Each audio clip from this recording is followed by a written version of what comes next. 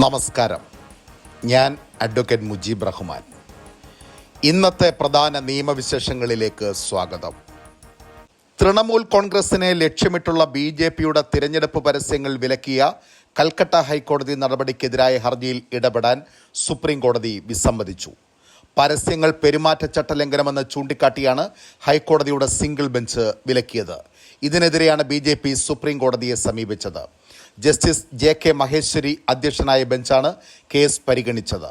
പ്രഥമദൃഷ്ട്യാ പരസ്യങ്ങൾ അപമാനകരമാണെന്ന് കോടതി അഭിപ്രായപ്പെട്ടു. നിങ്ങളുടെ എതിരാളി നിങ്ങളുടെ ശത്രുവല്ലെന്ന് ജസ്റ്റിസ് KV വിശ്വനാഥൻ പരാമർശിച്ചു. തുടർന്ന് ഹർജി പിൻവലിച്ച് ഹൈക്കോടതിയെ സമീപിക്കാൻ അനുവദിക്കണമെന്ന് BJPയുടെ അഭിഭാഷകൻ ആവശ്യപ്പെട്ടു. ഇത് കോടതി അനുവദിച്ചു. പരസ്യങ്ങൾ വിലക്കിയ ഹൈക്കോടതി സിംഗിൾ ബെഞ്ച് ഉത്തരവിനെതിരെയുള്ള അപ്പീൽ ഡിവിഷൻ ബെഞ്ച് പരിഗണിക്കാൻ തയ്യാറായിരുന്നില്ല. തൃണമൂൽ അഴിമതി പാർട്ടിയാണെന്നും ഹിന്ദു വിരുദ്ധ സംഘടനയാണെന്നും ആരോപിച്ചായിരുന്നു പരസ്യം. തൃണമൂൽ ഭരണത്തിൽ സ്ത്രീകൾ സുരക്ഷിതരല്ലെന്നും പത്രപരസ്യങ്ങളിലുണ്ടായിരുന്നു. പ്രകടന പത്രികകളിൽ പാർട്ടികൾ വാഗ്ദാനം ചെയ്യുന്ന സാമ്പത്തിക സഹായങ്ങൾ ജനപ്രാതിനിധ്യ നിയമപ്രകാരം സ്ഥാനാർത്ഥിയുടെ അഴിമതിയായി കണക്കാക്കാൻ കഴിയില്ലെന്ന് സുപ്രീം കോടതി. 2023 കർണാടക നിയമസഭാ തെരഞ്ഞെടുപ്പിൽ കോൺഗ്രസിൻ്റെ ന്യായ ഗ്യാരണ്ടികളുമായി ബന്ധപ്പെട്ട ഹർജി കോടതി തള്ളി. ജസ്റ്റിസ് സൂര്യകാന്ത് അധ്യക്ഷനായ ബെഞ്ചാണ് കേസ് പരിഗണിച്ചത്. ചാമരാജ്പേട്ട നിയമസഭാ സീറ്റിൽ കോൺഗ്രസിൻ്റെ സമീർ അഹമ്മദ് ഖാൻ വിജയിച്ചത് ചോദ്യം ചെയ്ത് ശശാങ്ക J. ശ്രീധര എന്ന വോട്ടർ നൽകിയ ഹർജി കർണാടക ഹൈക്കോടതി തള്ളിയിരുന്നു. ഇതിനെ തുടർന്നാണ് ഈ കേസിൽ അപ്പീലുമായി സുപ്രീം കോടതിയിലെത്തിയത്. പ്രകടന പത്രികയിലെ വാഗ്ദാനങ്ങൾ സ്ഥാനാർത്ഥിയുടെ അഴിമതിയായി കണക്കാക്കണമെന്നായിരുന്നു ഹർജിയിലെ പ്രധാന ആവശ്യം. ഡൽഹി മദ്യനയ കേസിൽ അനുവദിച്ച ഇടക്കാല ജാമ്യം ഒരാഴ്ചത്തേക്ക് കൂടി നീട്ടണമെന്ന ആവശ്യവുമായി ആം ആദ്മി പാർട്ടി നേതാവും മുഖ്യമന്ത്രിയുമായ അരവിന്ദ് കെജ്രിവാൾ സുപ്രീം കോടതിയെ സമീപിച്ചു. പ്രചാരണത്തിൽ പങ്കെടുക്കാൻ ജൂൺ 1 വരെയാണ് ജാമ്യം അനുവദിച്ചത്. അടിയന്തര വൈദ്യപരിശോധന നടത്തേണ്ടതിനാൽ ജാമ്യ കാലാവധി ജൂൺ 8 വരെ നീട്ടണമെന്ന് കെജ്രിവാൾ അപേക്ഷ നൽകി. കെജ്രിവാളിന് PET, CT സ്കാൻ ഉൾപ്പെടെയുള്ള പരിശോധനകൾ നടത്തേണ്ടതുണ്ടെന്ന് AAP വൃത്തങ്ങൾ പറഞ്ഞു. അറസ്റ്റിലായ ശേഷം അദ്ദേഹത്തിന് 7 കിലോയോളം കുറഞ്ഞു. കൂടുതൽ പരിശോധന ആവശ്യമുണ്ടെന്ന് ഡോക്ടർമാർ നിർദ്ദേശിച്ചു. അതിനാലാണ് അപേക്ഷ നൽകിയതെന്ന് AAP നേതാവും ഡൽഹി മന്ത്രിയുമായ അതിഷി മെർലേന മാധ്യമങ്ങളോട് പ്രതികരിച്ചു. ജൂൺ 2 കീഴടങ്ങുന്ന കെജ്രിവാളിനെ 14 ദിവസത്തേക്ക് കൂടി ജുഡീഷ്യൽ കസ്റ്റഡിയിൽ വേണമെന്ന് ED വിചാരണ കോടതിയിൽ അപേക്ഷ നൽകിയിട്ടുണ്ട്. ജാമ്യ കാലാവധി നീട്ടണമെന്ന കെജ്രിവാളിൻ്റെ ആവശ്യത്തെ എൻഫോഴ്സ്മെന്റ് ഡയറക്ടറേറ്റ് എതിർക്കും. വിരമിക്കൽ ആനുകൂല്യം നൽകണമെന്ന വിധി നടപ്പാക്കുന്നതിൽ വീഴ്ച വരുത്തിയ ആരോഗ്യവകുപ്പ് പ്രിൻസിപ്പൽ സെക്രട്ടറി സുപ്രീം കോടതിയിൽ നിരുപാധികം മാപ്പ് പറഞ്ഞു. മുഹമ്മദ് ഹനീഷാണ് സുപ്രീം കോടതിയിൽ മാപ്പപേക്ഷ നൽകിയത്. മുൻ ഹോമിയോ വകുപ്പ് ജീവനക്കാരുടെ ആനുകൂല്യങ്ങൾ 2 ആഴ്ചയ്ക്കകം നൽകണമെന്ന് സുപ്രീം കോടതി നിർദ്ദേശിച്ചു. 2010 ഹോമിയോ വകുപ്പിലെ അധ്യാപികയായി വിരമിച്ച തിരുവനന്തപുരം സ്വദേശിനി വത്സലകുമാരിക്ക് വിരമിക്കൽ ആനുകൂല്യം പൂർണ്ണമായി നൽകാൻ കഴിഞ്ഞ വർഷം ജൂലൈയിൽ സുപ്രീം കോടതി ഉത്തരവിട്ടിരുന്നു.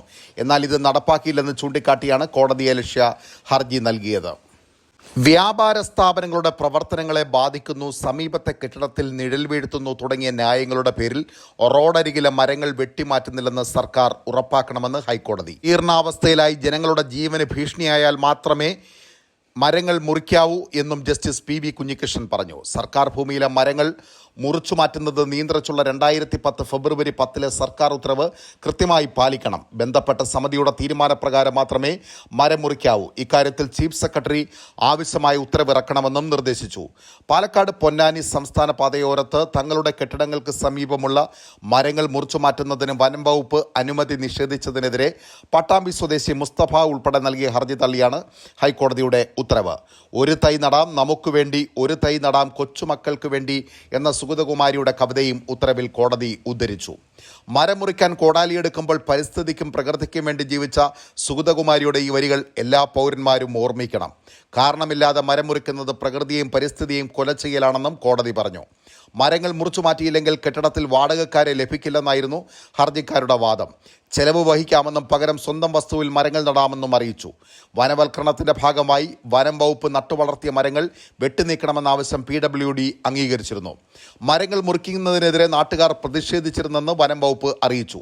മരത്തിന്റെ ചില്ലകൾ അപകടകരമായ രീതിയിൽ ചാഞ്ഞു നിൽക്കുകയാണെന്ന PWDയുടെ വാദവും വനം വകുപ്പ് എതിർത്തു. മരങ്ങൾക്ക് ജീർണതയില്ല, ഹർജിക്കാരുടെ ജീവനും സ്വത്തിനും ഭീഷണിയല്ലെന്നും വ്യക്തമാക്കി. ചില ശാഖകൾ ചാഞ്ഞു നിൽക്കുന്നെന്ന പേരിൽ മരങ്ങൾ മുറിച്ചു മാറ്റണമെന്ന് എങ്ങനെ PWDക്ക് ശുപാർശ ചെയ്യാനാകുമെന്നും കോടതി ആരാഞ്ഞു. റോഡരികിലെ മരങ്ങളെ സംരക്ഷിക്കലാണ് PWDയുടെ ഉത്തരവാദിത്തം, നശിപ്പിക്കലല്ല. ഇക്കാര്യത്തിൽ ഉദ്യോഗസ്ഥരുടെ ഭാഗത്തു നിന്ന് വീഴ്ചയുണ്ടായിട്ടുണ്ടെങ്കിൽ അവരുടെ ഭാഗം കേട്ട ശേഷം നടപടിയെടുക്കണമെന്നും ഹൈക്കോടതി ഉത്തരവിൽ നിർദ്ദേശിച്ചു. രാജ്കോട്ടിലെ ഗെയിമിംഗ് സെന്ററിലുണ്ടായ തീപിടുത്തത്തിൽ കുട്ടികളടക്കം 33 പേർ വെന്തുമരിച്ച സംഭവത്തിൽ ഗുജറാത്ത് സർക്കാരിനെതിരെ രൂക്ഷ വിമർശനവുമായി ഹൈക്കോടതി. സർക്കാരും മുനിസിപ്പാലിറ്റിയും അറിയാതെ എങ്ങനെയാണ് ഇത്തരം അനധികൃത സ്ഥാപനങ്ങൾ പ്രവർത്തിച്ചിരുന്നതെന്ന് കോടതി ചോദിച്ചു. 24 മാസമായി അനുമതിയില്ലാതെയാണ് ഗെയിമിംഗ് സെന്റർ പ്രവർത്തിച്ചതെന്ന് സർക്കാർ അറിയിച്ചപ്പോൾ ഇത്രയും നാൾ നിങ്ങൾ ഉറങ്ങുകയായിരുന്നോ എന്നായിരുന്നു കോടതിയുടെ ചോദ്യം. അനുമതിയോടെയല്ല ഗെയിമിംഗ് സോൺ പ്രവർത്തിച്ചിരുന്നതെന്ന് മുനിസിപ്പൽ കോർപ്പറേഷൻ അധികൃതരും കോടതിയെ അറിയിച്ചു. മുനിസിപ്പാലിറ്റിയെയും സംസ്ഥാന സർക്കാരിനെയും ഒരു കാരണവശാലും വിശ്വസിക്കാനാകില്ലെന്ന് ജസ്റ്റിസുമാരായ ബീരേൻ വൈഷ്ണവ്, ദേവൻ എം ദേശായി എന്നിവരടങ്ങിയ ഡിവിഷൻ ബെഞ്ച് നിരീക്ഷിച്ചു. കോർപ്പറേഷൻ ഉദ്യോഗസ്ഥൻ ഗെയിമിംഗ് സെന്റർ സന്ദർശിക്കുന്ന ചിത്രങ്ങൾ കണ്ടതോടെ ബെഞ്ച് വീണ്ടും രൂക്ഷ വിമർശനം ചൊരിഞ്ഞു. കുട്ടികളുടെയും യുവജനങ്ങളുടെയും മരണം കൊണ്ട് മാത്രം കണ്ണു തുറക്കേണ്ടി വരുന്നത് അങ്ങേയറ്റം ദൗർഭാഗ്യകരമാണ്. കെട്ടിടം നിർമ്മിച്ചത് മുതൽ ദുരന്തമുണ്ടാകുന്നത് വരെയുള്ള കാലയളവിലെ ബന്ധപ്പെട്ട എല്ലാ മുനിസിപ്പൽ കമ്മീഷണർമാരും പോലീസും കേസിൽ ഉത്തരവാദികളാകും. എല്ലാ കമ്മീഷണർമാരും പ്രത്യേകം സത്യവാങ്മൂലം നൽകണം. അഹമ്മദാബാദ്, വഡോദര, സൂറത്ത് കോർപ്പറേഷൻ കമ്മീഷണർമാരും സ്ഥാപനത്തിന് പോലീസ് നൽകിയ അനുമതി സംബന്ധിച്ച് പോലീസ് കമ്മീഷണറും വിശദീകരണം നൽകണം. എല്ലാ സത്യവാങ്മൂലങ്ങളും ജൂൺ 3 ഉള്ളിൽ ലഭിക്കണം. 6 കേസ് വീണ്ടും പരിഗണിക്കുമെന്നും ഹൈക്കോടതി പറഞ്ഞു. അഹമ്മദാബാദിൽ മാത്രം 34 ഗെയിമിംഗ് സെന്ററുകൾ ഉണ്ടെന്നും ഇതിൽ 3 അഗ്നിരക്ഷാ സേനയുടെ ലൈസൻസ് ഇല്ലെന്നും സംസ്ഥാന സർക്കാർ അറിയിച്ചു. സംഭവത്തിൽ സർക്കാർ 72 മണിക്കൂറിനുള്ളിൽ ഇടക്കാല റിപ്പോർട്ട് നൽകണം. അതേസമയം കേസിൽ കക്ഷി ചേർന്ന അഭിഭാഷകൻ ബ്രിജേഷ് ത്രിവേദി ദുരന്ത സ്ഥലത്തെ തെളിവുകൾ സർക്കാർ JCB ഉപയോഗിച്ച് ഇല്ലാതാക്കുകയാണെന്ന് ബെഞ്ചിനെ ധരിപ്പിച്ചു. ലൈംഗികാതിക്രമ ഉള്ളടക്കമുള്ള ഡിജിറ്റൽ തെളിവുകൾ സൂക്ഷിക്കുന്നതുമായി ബന്ധപ്പെട്ട് സർക്കാർ നൽകിയ ഉപഹർജി ഹൈക്കോടതി തീർപ്പാക്കി. നടിയെ ആക്രമിച്ചതിന്റെ ദൃശ്യങ്ങളടങ്ങിയ മെമ്മറി കാർഡ് കോടതിയുടെ കസ്റ്റഡിയിലിരിക്കെ അനധികൃതമായി പരിശോധിച്ചതിൽ അന്വേഷണം ആവശ്യപ്പെട്ട് അതിജീവിത ഹർജി നൽകിയിരുന്നു. ഇതിൽ സർക്കാർ നൽകിയ ഉപഹർജിയാണ് ജസ്റ്റിസ് K. ബാബു തീർപ്പാക്കിയത്. ലൈംഗികാതിക്രമ ഉള്ളടക്കമുള്ള കേസുകളിലെ ഡിജിറ്റൽ രേഖ സൂക്ഷിക്കേണ്ടതിന്റെ മാർഗനിർദ്ദേശം ഹൈക്കോടതി ഇറക്കിയിരുന്നു. ഇത് ബന്ധപ്പെട്ട കോടതികൾക്ക് വേണ്ടി സർക്കുലറായി ഇറക്കണമെന്നാവശ്യപ്പെട്ടാണ് സർക്കാർ ഉപഹർജി നൽകിയത്. ഉപഹർജി തീർപ്പാക്കിയ കോടതി പ്രധാന ഹർജി പരിഗണിക്കുന്നതിൽ നിന്ന് പിന്മാറി. ചൊവ്വാഴ്ച ബന്ധപ്പെട്ട കോടതിയുടെ പരിഗണനയ്ക്കായി ഹർജി ഉൾപ്പെടുത്താനും നിർദ്ദേശിച്ചു. ലൈംഗികാതിക്രമങ്ങളുമായി ബന്ധപ്പെട്ട ഡിജിറ്റൽ തെളിവ് പരിശോധിക്കുമ്പോൾ കോടതിയുടെ മാർഗനിർദ്ദേശം പാലിക്കണമെന്നാവശ്യപ്പെട്ട് സംസ്ഥാന പോലീസ് മേധാവി, ADGP മുതൽ ജില്ലാ പോലീസ് മേധാവി വരെയുള്ളവർക്ക് കത്ത് നൽകിയതായി സർക്കാർ അറിയിച്ചു. ഫോറൻസിക് ലാബ് ഡയറക്ടർക്കും കത്ത് നൽകി. മാർഗനിർദ്ദേശം ഉൾപ്പെടുത്തി നിയമം കൊണ്ടുവരാൻ ആവശ്യപ്പെട്ട് ആഭ്യന്തര സെക്രട്ടറിക്കും കത്തയച്ചു. നിയമനിർമ്മാണത്തിന് നടപടിയെടുക്കാൻ കോടതി വാക്കാൽ നിർദ്ദേശിച്ചു. മാർഗനിർദ്ദേശങ്ങളടങ്ങുന്ന കോടതി വിധി സർക്കാരിനും ചീഫ് സെക്രട്ടറിക്കും DGPക്കും ജില്ലാ ജഡ്ജിമാർക്കും കൈമാറിയതായി ജില്ലാ ജുഡീഷ്യറി രജിസ്ട്രാറും അറിയിച്ചു. 2 വിശദീകരണങ്ങളും രേഖപ്പെടുത്തിയ കോടതി ഉപഹർജി തീർപ്പാക്കി. CMRൽ നിന്ന് എക്സാലോജിക് കമ്പനി അനധികൃതമായി പണം കൈപ്പറ്റിയെന്നാരോപിച്ച് ED നടത്തുന്ന അന്വേഷണവും സമൻസും സ്റ്റേ ചെയ്യണമെന്നാവശ്യപ്പെട്ട് CMRലും ഉദ്യോഗസ്ഥർ നൽകിയ ഹർജി ജൂൺ 7 പരിഗണിക്കാനായി മാറ്റി. ജസ്റ്റിസ് TR രവിയുടെ പരിഗണനയിലുള്ള ഹർജിയിൽ ED എതിർ സത്യവാങ്മൂലം സമർപ്പിച്ചു. തുടർന്നാണ് ഹർജി 7 പരിഗണിക്കാനായി മാറ്റിയത്. CMRൽ വ്യാജ പണമിടപാട് നടത്തിയെന്ന് കണ്ടെത്തിയതിന്റെ അടിസ്ഥാനത്തിൽ FIR രജിസ്റ്റർ ചെയ്യാൻ സംസ്ഥാന പോലീസ് മേധാവിക്ക് കത്ത് നൽകിയതായി സത്യവാങ്മൂലത്തിലൂടെ ED ഹൈക്കോടതിയെ അറിയിച്ചു. വഞ്ചന, ഗൂഢാലോചന, അനധികൃത സ്വത്ത് സമ്പാദനം തുടങ്ങിയ കുറ്റങ്ങളാണ് കണ്ടെത്തിയത്. കുറ്റകൃത്യം കണ്ടെത്തിയാൽ സമൻസ് അയക്കാനുള്ള അധികാരമുണ്ടെന്നും സമൻസ് കിട്ടുന്നവർ ഹാജരാകണമെന്നും ED വിശദീകരിച്ചു. ഷെഡ്യൂൾഡ് കുറ്റകൃത്യമില്ലാത്തതിനാൽ EDക്ക് അന്വേഷണം നടത്താനാകില്ലെന്നതാണ് ഹർജിക്കാരുടെ പ്രധാന വാദം. രാജ്യസഭാ MP സ്വാതി മലിവാളിനെ അതിക്രമിച്ചെന്ന കേസിൽ ഡൽഹി മുഖ്യമന്ത്രി അരവിന്ദ് കെജ്രിവാളിന്റെ PA ബിഭവ് കുമാറിന്റെ ജാമ്യാപേക്ഷ ഡൽഹി ഹൈക്കോടതി തള്ളി. കേസ് പരിഗണിച്ച കോടതി മുറിയിൽ നാടകീയ രംഗങ്ങൾ അരങ്ങേറി. തനിക്കും കുടുംബത്തിനും ഭീഷണിയുണ്ടെന്ന് പറഞ്ഞ സ്വാതി മലിവാൾ തിസാരി കോടതി മുറിയിൽ പൊട്ടിക്കരഞ്ഞു. പരാതി കെട്ടിച്ചമച്ചതാണെന്നും സ്വാതി മലിവാളിന്റെ ശരീരത്ത് മുറിവുകൾ അവർ തന്നെ സൃഷ്ടിച്ചതാണെന്നും ബിഭവ് കുമാറിന് വേണ്ടി ഹാജരായ മുതിർന്ന അഭിഭാഷകൻ N. ഹരിഹരൻ വാദിച്ചു. ഇതിന് പിന്നാലെയാണ് സ്വാതി മലിവാൾ കോടതി മുറിയിൽ കരഞ്ഞത്. ശാരീരികമായ അതിക്രമം ഉണ്ടായിട്ട് പോലീസിൽ പരാതി നൽകാൻ ഇത്രയും ദിവസം താമസമുണ്ടായത് ദുരൂഹമാണ്. പരാതിക്കാരി ഡൽഹി വനിതാ കമ്മീഷൻ അധ്യക്ഷയായിരുന്നു. മുഖ്യമന്ത്രിയുടെ വീട്ടിലേക്ക് അതിക്രമിച്ച് കടന്ന മനഃപൂർവ്വം പ്രശ്നങ്ങൾ ഉണ്ടാക്കാനാണ് ശ്രമിച്ചതെന്നും അഭിഭാഷകൻ ചൂണ്ടിക്കാട്ടി. കടുത്ത ഉഷ്ണം കാരണം കോടതി മുറിയിൽ മലിവാളിന്റെ അഭിഭാഷകയും കുഴഞ്ഞു വീണിരുന്നു. രാജ്യത്ത് മുലപ്പാലിന്റെ അനധികൃത വിൽപ്പന നിർത്തണമെന്ന് ഭക്ഷ്യസുരക്ഷാ അതോറിറ്റി. മുലപ്പാൽ അധിഷ്ഠിത ഉൽപ്പന്നങ്ങളുടെ വിൽപ്പനയ്ക്ക് നിയമപരമായ അംഗീകാരമില്ലെന്നും നിയമം ലംഘിക്കുന്നവർക്കെതിരെ നടപടിയെടുക്കുമെന്നും food safety and standards authority of India അറിയിച്ചു. മുലപ്പാൽ വിൽപ്പന നടക്കുന്നില്ലെന്ന് കേന്ദ്ര സംസ്ഥാന സർക്കാർ ഉറപ്പാക്കണമെന്നും പ്രസ്താവനയിലുണ്ട്. ലോകായുക്ത നിയമ ഭേദഗതി റദ്ദാക്കണമെന്നാവശ്യപ്പെട്ട് കോൺഗ്രസ് നേതാവ് രമേശ് ചെന്നിത്തല നൽകിയ ഹർജി ഹൈക്കോടതി സിംഗിൾ ബെഞ്ചിന്റെ പരിഗണനയ്ക്ക് വിട്ടു. Chief justice AJ Desai, justice VG Arun എന്നിവരുൾപ്പെട്ട ഡിവിഷൻ ബെഞ്ചിന്റെ പരിഗണനയ്ക്ക് വന്നെങ്കിലും സിംഗിൾ ബെഞ്ചാണ് പരിഗണിക്കേണ്ടതെന്ന് വ്യക്തമാക്കി മാറ്റുകയായിരുന്നു. ഹർജി വ്യാഴാഴ്ച സിംഗിൾ ബെഞ്ച് പരിഗണിക്കും. നിയമ ഭേദഗതി വന്നതോടെ ലോകായുക്ത വിധിയുടെ അപ്പീൽ അധികാരിയായി നിയമസഭയും സ്പീക്കർ മാറിയെന്നും ഇത് ഭരണഘടനാ വിരുദ്ധവും ജുഡീഷ്യൽ അധികാരത്തിലുള്ള കടന്നുകയറ്റവുമാണെന്നും ആരോപിച്ചാണ് ഹർജി. സുപ്രീം കോടതിയുടെ വിലക്ക് അവഗണിച്ച് വായ്പകൾ തിരിച്ചുപിടിക്കാൻ റിക്കവറി ഏജന്റന്മാരെ നിയോഗിച്ചതിനെതിരെ ICICI ബാങ്ക് ചെയർമാന് നോട്ടീസ് അയച്ച് അലഹബാദ് ഹൈക്കോടതി.